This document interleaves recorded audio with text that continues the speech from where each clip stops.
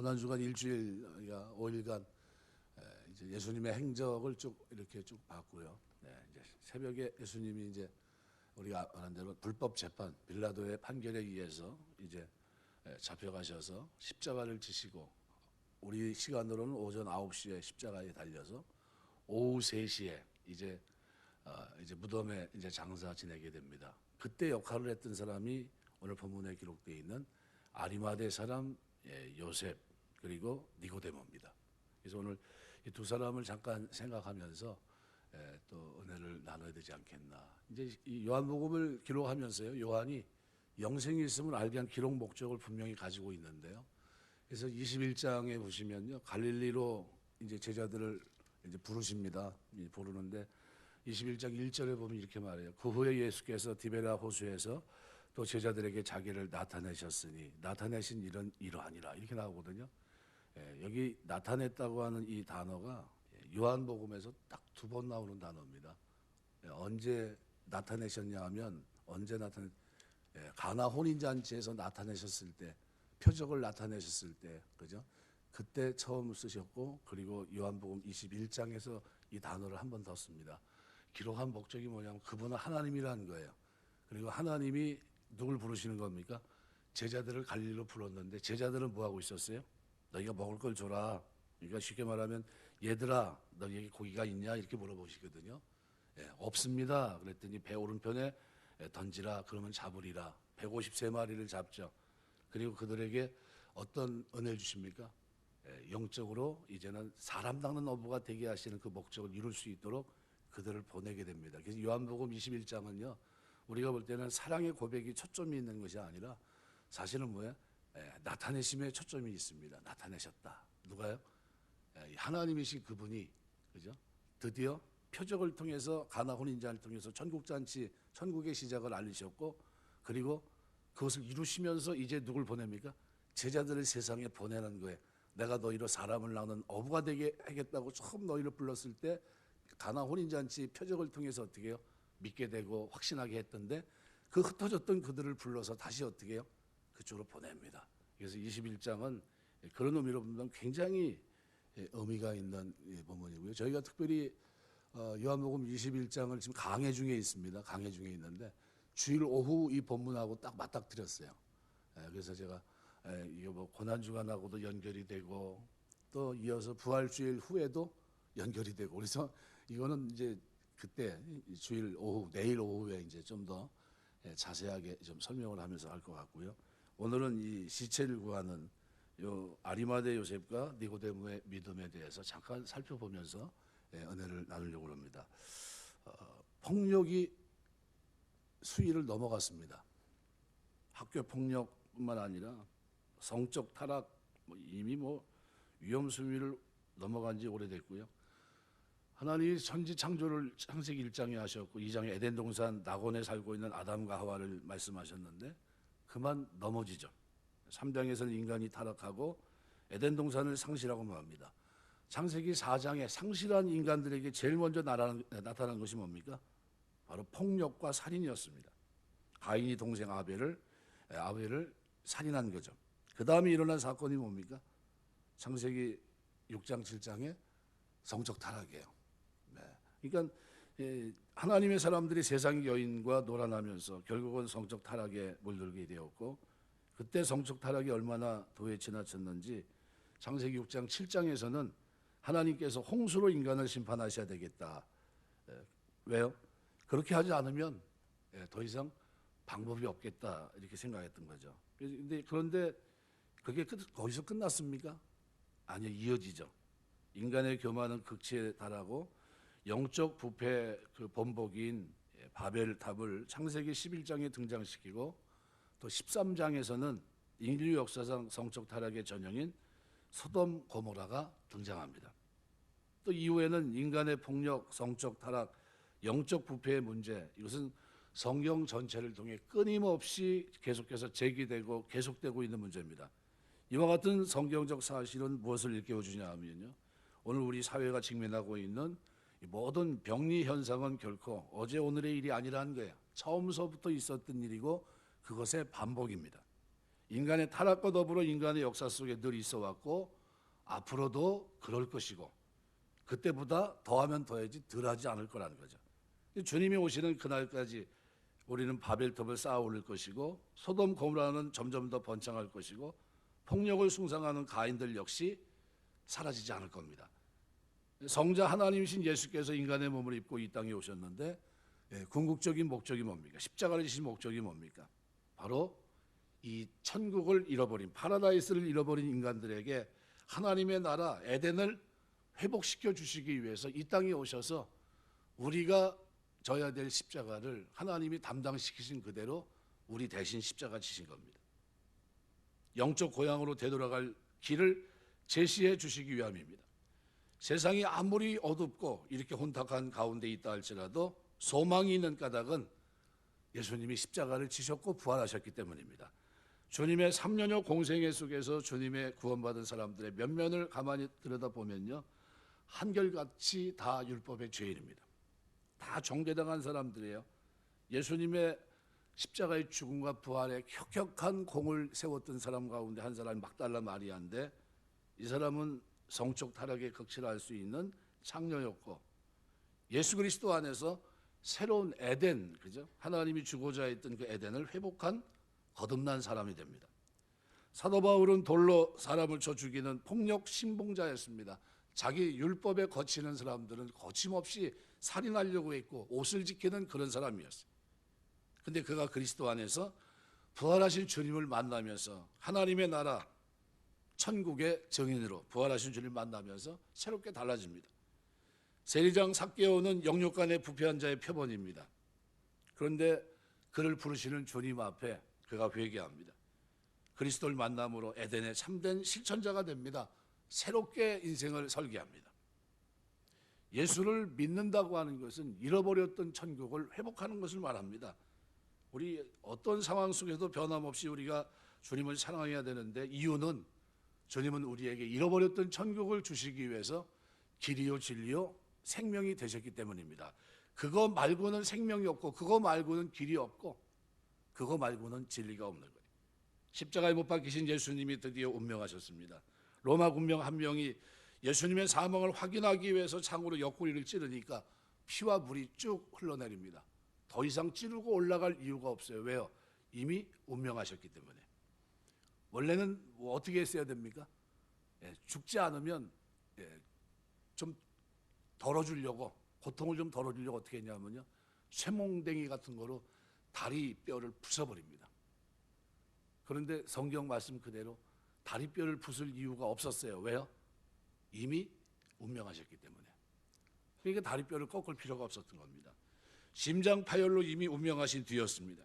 그때 마지막 순간까지 예수님에 대한 인간적인 기대를 버리지 않았던 사람들의 낭망, 그 좌절감은 얼마나 컸겠습니까? 모든 것이 암울한 순간이었고 제자들은 다 흩어졌어요.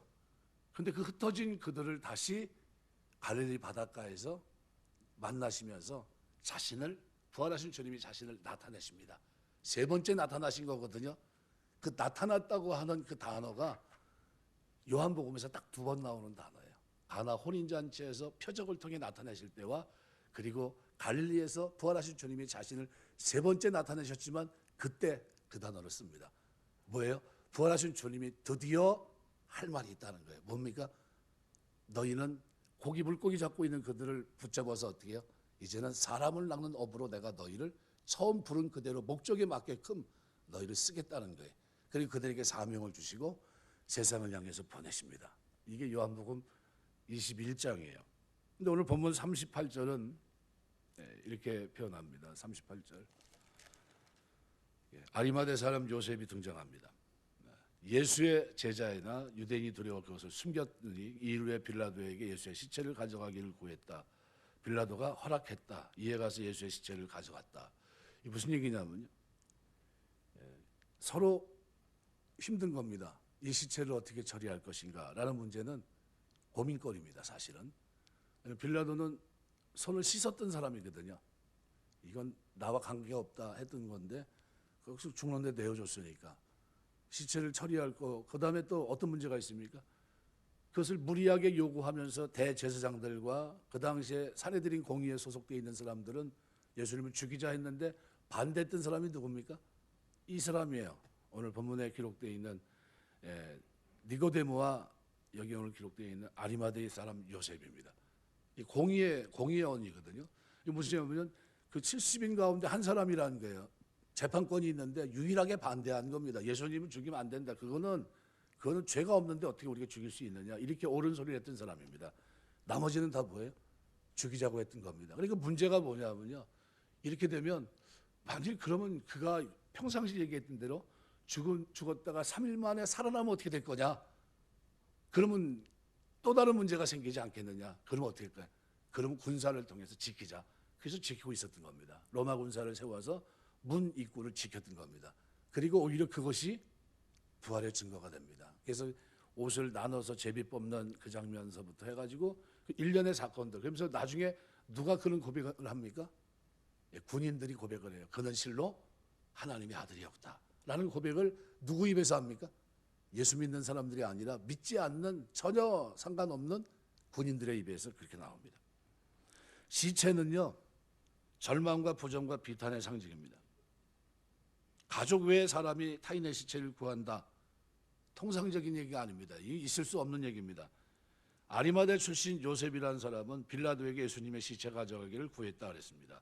마태복음 27장에도 보면 57절에 의하면 저물었을 때 아리마대 부자 요셉이라고 하는 사람이 왔으니 그도 예수의 제자라. 그는 소문난 거부였습니다. 그런 그가 예수님의 시체를 구한 이유는 본문의 41절 42절에 기록합니다. 십자가에 못 박히신 곳에 동산이 있고 동산 안에 아직 사람을 장사한 일이 없는 새 무덤이 있는지라. 이날은 유대인의 안식일이다. 그래서 또 무덤이 가까운 곳으로 예수를 거기 뒀다. 여기 새 무덤이라는 것은 아리마대 요셉이 자기 자신을 위해 예비된 무덤입니다. 마태복음 27장 60절에 보시면 바위 속에 판 자기 새 무덤에 넣어두고 큰 돌을 굴려 무덤 문에 넣고 갔다. 바위 속에 판 자기 새 무덤, 아무도 안 들어간 무덤입니다. 자기가 나중에 쓰려고 무덤을 준비했던 겁니다. 거기 누가 들어가신 거예요? 예수님이 들어가신 겁니다. 그러니까 요셉이 예수님의 시체를 구했던 이유는 한 가지입니다. 정성을 다해 자기 무덤에 장례를 치러 드리기 위함입니다. 39절 40절은 이렇게 표현합니다. 일찍이 예수께 밤에 찾아왔던 니고데모도 모략과 침향 섞은 것을 100리터라쯤 가지고 온지라. 이에 예수의 시체를 가져다가 유대인의 장례법대로 향품과 함께 세마포에 쌌더라. 유대인 장례법은 시체 방부제를 바르는 애굽이나 로마의 장례법과 달리 죽은 자의 몸에 향품을 바르고 부드러운 세마포로 감싸주는 겁니다. 그런데 존귀한 사내들인 의원인 니고데모가 예수님의 장례에 필요한 값비싼 향품과 세마포를 가져다가 유대인 관습대로 예수님의 시체를 어떻게 염했다는 겁니다. 그런데 놀라운 사실은 아리마대 사람 요셉은 유대인들이 들어와 예수님 믿는 것을 숨겼던 사람이고 니고데모 역시 어떻습니까? 사람들의 눈이 무서워 밤중에 아무도 몰래 예수님을 찾았던 그런 사람입니다. 그런데 결과가 어떻게 됐어요? 지금은 예수님의 제자가 됐습니다. 이 두 사람은 모두 제자들이 주님을 배신하고 도주해버리는 그 죽음과 절망, 공포의 극한 상황 속에서 오히려 다른 모습을 보여줍니다. 두려움 없이 자신들을 노출시키면서 예수님의 장례식에 앞장섰습니다. 그들은 육적으로만이 아니라 영적으로 주님을 만났던 사람입니다. 영적으로 거듭난 사람들입니다. 그들 심령 속에 이미 뭐가 회복됐습니까? 하나님이 주고자 했던 내가 오늘 나와 함께 낙원에 있으리라 한 그대로 천국이 이미 그 안에 실현됐던 사람입니다. 그러니까 에덴이 회복된 거예요. 요한복음 3장에 보면 니고데모는 사내들인 의원이었기 때문에 남의 눈을 의식해서 밤중에 몰래 예수님을 찾아갑니다. 사람이 거듭나야 하나님의 나라를 얻을 수 있다는 것을 배웠습니다. 그날 밤 주님을 만난 니고데모는 그리스도 안에서 하나님의 나라 에덴의 사람으로 거듭나게 되었을 겁니다. 그 마음속에 천국이 복원됐을 때 주님을 사랑함에 있어서 더 이상 두려울 곳이 없습니다. 왜요? 하나님의 사랑을 알았기 때문이죠. 그래서 이 사내들인 의회가 예수님을 체포하는 것을 결의할 때 유일하게 그 부당성을 용감하게 지적했던 사람이 니고데모입니다. 니고데모와 이 아리마대 요셉은 그리스도 안에서 진정으로 천국의 놀라운 이 천국이 회복된 그런 사람으로 거듭난 사람들입니다. 이 본문에서와 같이 제자다운 행동을 주저없이 지체하지 않고 담대히 행하는 모습을 통해 그들이 소유하고 있는 천국을 뭐로요? 행동으로 나타냅니다. 예수님을 육적인 욕구로만 쫓았을 뿐 아직 영적으로 만나지 못한 제자들은 가장 결정적인 순간에 주님을 버리는 배신자가 되고 맙니다. 예수님을 아예 처음부터 부정했던 유대인들은 자신들의 편의를 위해서 십자가에 못 박힌 채 아직 살아있는 사람의 다리를 꺾어 죽여주시기를 원했습니다. 왜요? 빨리 죽어서 우리 이제 빨리 끝내자는 거예요. 이제 안식일인데 6월절인데 빨리 이제 끝내자는 거죠. 근데 그곳에 모인 구경꾼들은 만일 성경대로 한다면 어떤 부류일까요? 폭력의 신봉자고 성적 타락자이고 육적으로 타락한 사람들입니다. 이런 의미에서 이날 골고다는 사실은 소망이 없는 그런 언덕입니다. 그런데 그럼에도 불구하고 절망의 언덕에서 절망보다 더 크고 찬란한 소망의 빛을 볼 수 있었던 것은 그곳에 천국을 경험했던 사람이 나타납니다. 바로 요셉과 니고데모입니다. 그들은 하나님의 나라를 얻었고 그리스도 안에서 천국을 회복한 사람들이 그곳에 있었기 때문입니다. 그들이 역사의 무대에 자신의 생명을 걸고 드러냅니다. 우리는 이 본문을 통해서 우리가 한 3가지 정도 교훈을 잠깐 생각하면서 우리가 이 고난주간의 저녁에 나도 나에게 있는 천국을 소유한 자로 이 땅을 살아야 되지 않느냐. 부활하신 주님을 만났다면 그죠? 바뀌어야 되지 않습니까? 첫 번째로 오늘 우리는 어떤 경우에도 신앙을 시인할 수 있어야 돼요. 여러분의 살아가는 동안 신앙을 공개적으로 고백할 수 있는 여러분 되시길 주의 이름으로 축원합니다. 만나기 전에는 숨어 다닐 수 있지만요, 만나고 나면 시인하는 겁니다. 전도 왜 합니까? 시인하는 게 주님 은혜가 너무 감사해서. 그리고 신앙생활에 가장 꽃이 뭡니까? 전도입니다. 내가 변화돼서 그 기쁨을 가지고 하나님의 이 복된 소식을 전하는 게 신앙의 꽃입니다. 가장 아름다운 열매입니다. 왜요?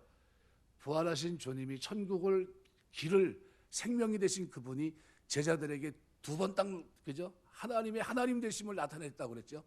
가나 혼인잔치의 표적을 통해 나타내셨고 갈릴리 바다에서 자신을 나타내십니다. 부활하신 주님으로 만왕의 왕이요 만주의 주가 되시고 경배받을 자로서 그분들에게 나타나셔서 얘들아 너희가 뭐예요? 고기를 잡았냐? 오른쪽에 한번 던져봐라 해서 고기를 잡게 하시고 그 다음에 어떻게 해요? 말씀에 의지해서 이제는 그들을 처음 부른 목적에 따라 이제 영혼을 구원하는 이제 업으로 그들을 쓰십니다. 목적에 맞게끔. 그러니까 뭐냐면요, 부활하신 주님을 만나면 인생이 바뀌어요. 어떻게 바뀝니까? 하나님 우리에게 원했던 대로 십자가의 증인, 부활의 증인으로 복된 소식을 전하는 자로 이 땅을 사는 겁니다. 이게 가장 아름다운 삶이에요. 오늘 우리가 예수님의 3년 공생애를 함축적으로 얘기한다면 뭡니까? 사람 낚는 업으로 만들려고 하셨는데 드디어 십자가를 지시고 부활하셔서 사람 낚는 업으로 만드셔서 그들을 보내시는 겁니다. 그래서 이것이 바로 요한복음 21장 1절에 그 후에 예수께서 디베랴 호수에 또 제자들에게 자기를 나타내셨으니 나타내신 일은 이러하니라. 이 장면입니다. 그래서 21장 1절에서 요한복음 2장과 21장과 이것을 어떻게 해요? 매치해서 요한은 그 나타내심을 통해서 어떻게 해요? 가장 부활하신 주님을 천국을 소유한 자들 그들의 삶에 진짜 나타낼 것이 있는데 그것이 뭐냐면 2가지예요. 하나는 뭡니까? 하나님 사랑. 2번째 뭐예요? 이웃 사랑입니다. 하나님 사랑은 뭐예요? 나를 위해 십자가 지신 주님, 부활하셔서 우리에게 생명 주신 주님을 사랑하는 것이고요. 그 다음에 뭐예요? 그 생명 주신 하나님께서 우리에게 명하신 그 일을 사랑해 나갈 때 그것이 뭡니까? 결국은 이웃 사랑입니다. 그들에게 뭘 전하는 겁니까? 복음을 전하는 거예요. 그래서 이후에 제자들이 복음을 전하는 일에 자기 생명을 던집니다. 나중에 부름받은 사울도 바울이 됐지만요, 그가 복음을 전하면서 자기 생명보다 더 귀하게 여긴 것이 뭡니까? 복음이에요. 왜? 뭘 깨달았으니까요. 하나님의 부름이 이 복음을 전하고 이 복된 소식을 전하는 데 있구나, 생명을 살리는 데 있구나 하는 것을 알았어요. 그래서 이 생명에서 사도행전 20장 24절에 나의 주 예수께서 받은 사명 이것을 이루기까지 나의 생명을 조금 더 귀한 것을 여기지 않는다 하면서 어떻게 해요? 그 길을 향해 달려가거든요. 복음은요, 우리 그리스도인들이 이 땅에서 살아가는 동안 행할 가장 중요한 겁니다. 그래서 우리 살아가면서 여러분의 신앙을 공개할 수 있는 여러분 되시길 주의 이름으로 축원합니다. 지난날 예수님을 알지 못했을 때, 구원받지 못했을 때는요, 숨어서 피하고 두려움 속에 떨고 했었지만 이제 주님은 우리를 어떻게 해요? 세상으로 보냅니다. 가서 모든 족속으로 제자를 삼고 아버지와 아들과 성령 이름을 세례주고 내가 너희의 분부한 모든 것을 가르쳐 지키게 하라. 볼지어다 내가 세상 끝날까지 내가 너희와 항상 함께 있으리라 하면서 그들을 어떻게 해요? 세상으로 보내는, 그냥 보낸 이유가 뭡니까? 복음 전하라는 거예요. 그들 영혼을 건져내라는 겁니다. 그겁니다. 그래서 여기 사내들인 회원은요, 살아가면 만약 신앙을 숨기고 살았으면 부와 명예와 권력이 보장되어 있습니다. 예수 믿는 사실이 드러난다면 모든 특권을 박탈당할 수 있습니다. 왜냐하면 유대인들은 예수 믿는 자를 추례하기로 결정했기 때문입니다. 그런데도 어떻게 했습니까? 드러냅니다. 누가 시키지도 않았는데 역사의 무대에 자신을 등장시킵니다. 요한일서 2장 23절, 아들을 부인하는 자에게는 또한 아버지가 없으되 아들을 시인하는 자에게는 아버지도 있느니라. 마태복음 10장 32절 33절, 너희 사람 앞에 나를 시인하면 나도 하늘에 계신 내 아버지 앞에서 그를 시인할 것이요, 너희 사람 앞에 나를 부인하면 나도 하늘에 계신 내 아버지 앞에서 그를 부인하리라. 부활하신 주님, 나를 위해 십자가이신 주님을 만난 사람들은요, 자기를 시인합니다. 내가 뭘 소유했다고요? 주님으로 말미암아 영생을 회복했고 내가 천국을 소유한 자가 되었고 하나님과 나의 관계가 세워졌다는 게, 이 관계. 중국 사람들이 그 중요시 여기는 관시라고 그러죠. 관시. 하나님과 나의 관계, 아버지와 아들의 관계가 세워진 겁니다. 좀 달라지는 거죠. 두 번째로는 우리가 본문에서 예수의 죽음은 부인할 수 없는 사실입니다. 예수의 죽음은 사형을 직접 집행했던 군병들이 확인합니다. 33절, 34절 말씀에도 보시면은 이렇게 표현합니다. 예수께 이르러서는 이미 죽으신 것을 보고 다리를 꺾지 아니하고 그중 한 군인이 창으로 어깨를 찌르니 곧 피와 물이 나오더라. 이유가 뭡니까? 이미 죽었기 때문에 옆구리에 창만 찌른 겁니다. 안 그랬으면 어떻게 해요? 부셨을 겁니다. 다리를 쇠멍댕이로 부셨을 겁니다. 그러면 어떻게 해요? 축 처지겠죠. 빌라도는 이 사실을 마가복음 15장 44절에서 확인합니다. 빌라도는 예수께서 벌써 죽었을까 하고 이상히 여겨 백부장을 불러 죽은 지가 오래냐 묻고, 이건 예수님의 장례가 이것을 입증해 줍니다. 만약 예수님의 사도들이 나타나서 예수님의 장례를 치렀다면 대적하는 자들은 예수의 죽음 자체를 사실로 인정하지 않는 빌미로 이용했을 가능성이 있습니다. 유대사의 중심 역할을 하는 사내들인 의원들인 두 사람이 예수의 장례를 준비했습니다. 이 예수의 장례를 준비하고 집례했기 때문에 예수님의 죽음의 확실성은 입증되는 거예요. 예수께서 죽어 장사된 사실을 확인하게 하시고자 하나님께서는 이 사람들을 쓰셨는지도 몰라요. 왜요? 가장 공신력 있는 사람입니다. 사내들인 공의에 소속되어 있는 이 두 사람. 근데 이 사람들이 어떻게 해요? 장례를 치러버린 겁니다. 그러니까 꼼짝 못하는 거죠. 손도 못 대. 요즘 말하면요, 국회의원이, 우리나라 말하면 국회의원이 장례를 치는 겁니다. 일반 평민이 아니고 그냥 농사 범인 그냥 아무나 그냥 이렇게 한 게 아니라요, 공신력을 가지고 있는, 입법권을 가지고 있는 그 사람이 장례를 치른 겁니다. 빌립보서 2장 8절 말씀대로 사람의 모양으로 나타나서 자기를 낮추 죽기까지 복종하였으니 곧 십자가에 죽으심이라.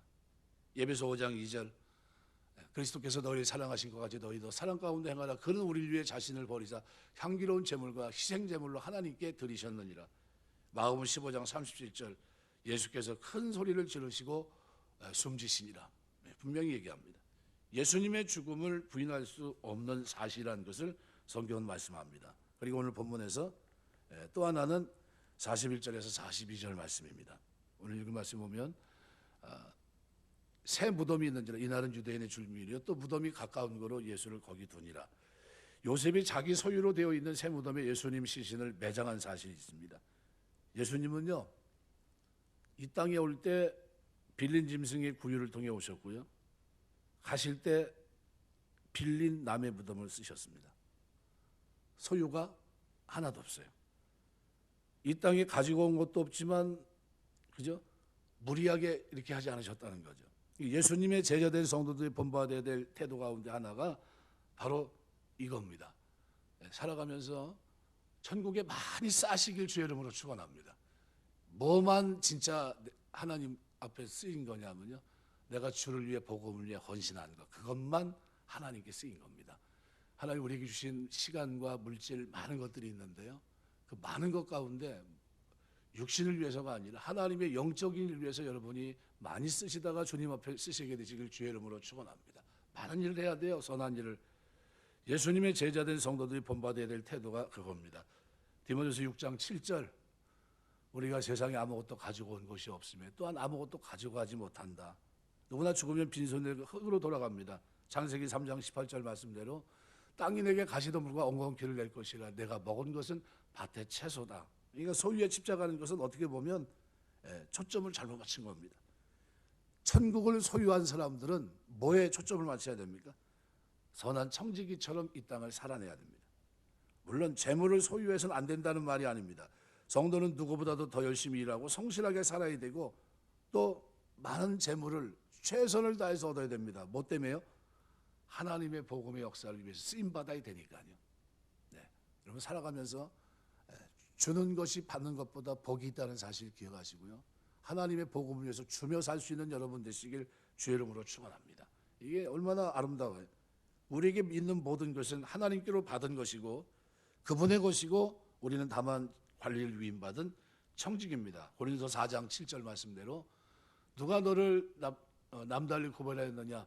내게 있는 것 중에 받지 아니한 것이 무엇이냐? 내가 받았은즉 어찌하여 받지 아니한 것처럼 자랑하느냐? 이렇게 얘기했어요. 그러면 우리가 무엇이든지 내 것이라 생각하고 집착하면 안 된다는 거예요. 자신이 열심히 일하고 성실하게 저축해 모은 돈이라 할지라도 주의 것이기 때문에 주께서 맡기신 거예요. 그분이 기뻐하신 일을 위해서 기꺼이 우리가 쓸 수 있는 여러분 되시길 주의 이름으로 축원합니다. 디모데후서 6장 9절 말씀대로 성경은 부를 탐하는 것에 대해서 분명히 경고합니다.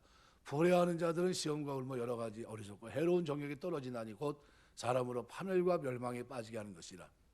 많이 모으는 게 목적이 아니라요, 어떻게 선한 일에 하나님 영광을 위해서 쓰느냐 하는 거죠.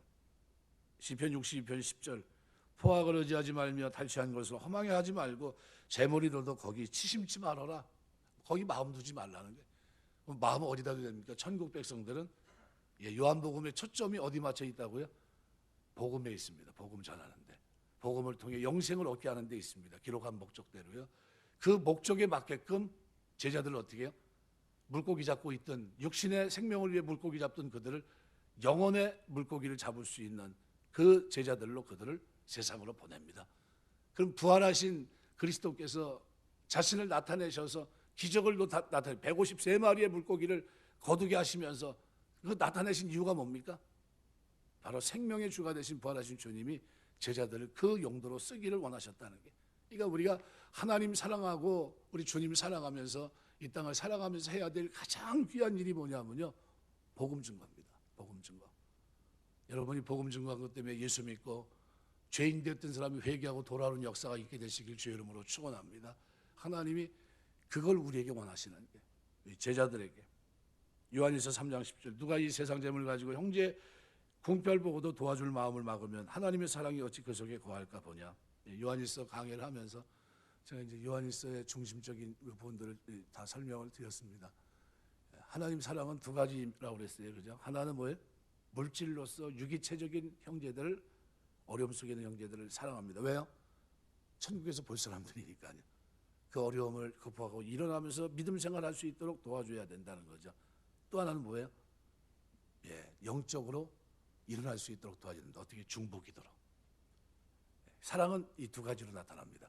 내가 하나님을 사랑하고 그리스도의 사랑을 경험하고 그 말씀에 내가 거한다는 것은 바로 그 삶을 내가 이 땅에 살아내면서 살아내는 걸 말합니다. 우리 이 고난 주간을 지나고 이제 부활의 아침을 맞이할 때 부활하신 주님이 우리에게 만일 얘기하신다면 뭘 요구할까요? 똑같습니다.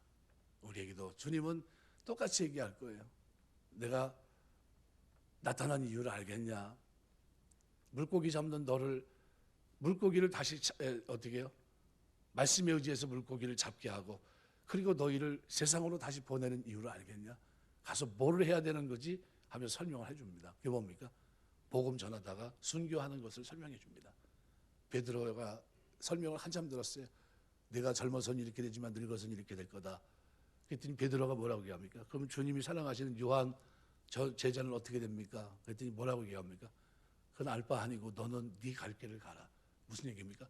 하나님이 너에게 지어준 십자가를 지고 너는 그 길을 가면 됩니다. 그 얘기예요. 저는 내가 저에게 지은 십자가가 따로 있다는 거예요. 그 십자가 뭡니까? 밤모섬에 유배돼서 요한을 통해서 어떻게 해요? 본 것을 기록하게 한 겁니다. 요한계시록을. 그러니까 가는 길이 다 틀려요. 하지만 분명한 건 뭡니까? 하나님의 복음에 생명이 있다는 것을 어떻게 전하는 그 일에 제자들을 쓰셨다는 거예요. 초점은 거기입니다. 말씀을 맺겠습니다. 예수의 죽음 앞에 여러분 무엇을 생각하십니까? 그분의 죽음은 우리의 죄를 속하기 위한 화목제물로서의 죽음뿐만 아니라 우리가 이 땅에서 어떻게 살아야 하는가 가르쳐준 모델이기도 합니다. 우리는 십자가를 통해 자신의 죄가 사함받은 사실만 봐서는 안 됩니다. 그 위에 각인되어 있는 어떻게 살아야 하는가에 대한 하나님의 뜻을 우리가 들여다볼 수 있어야 돼요.